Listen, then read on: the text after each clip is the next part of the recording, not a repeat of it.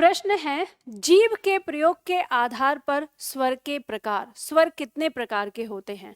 तो हम जानते हैं कि जब हम बोलने में यानी जब हम स्वरों के उच्चारण में जीभ का प्रयोग करते हैं तो जीभ के 3 हिस्से स्वर के उच्चारण में भाग लेते हैं और उसी आधार पर हम स्वर को 3 प्रकार में बांट लेते हैं।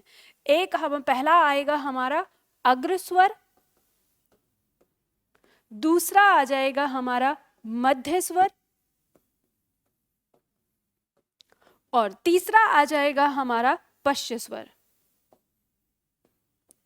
इनकी परिभाषा हो जाती है, यानी हम देखते हैं कि स्वर जीभ के प्रयोग के आधार पर हमारे स्वर 3 प्रकार के होते हैं, अग्र स्वर, मध्य स्वर और पश्च स्वर। जीभ के अगले भाग से उच्चारित होने वाले स्वर हमारे अग्र स्वर कहलाते हैं और जो हमारे 11 स्वर हैं उनमें से जो हमारा ई, ड़ी, ए, आय, ये हमारे अग्र स्वर कहलाते हैं। उसके बाद मध्य स्वर, यानी जिन स्वरों का उच्चारण जीभ के मध्य भाग से होता है उन्हें मध्य स्वर कहते हैं और हमारे 11 स्वर में से ये हमारा होता है अ।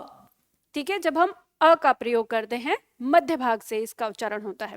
और पश्च स्वर कहता है कि जीभ के पिछले भाग से जिन स्वरों का उच्चारण होता है उन्हें पश्च स्वर कहते हैं और इसमें आ जाते हैं हमारे दीर्घ आ, उ, ओ, आओ। और इस तरह से जो हमारे 11 स्वर हैं वो इसमें विभाजित हो जाते हैं।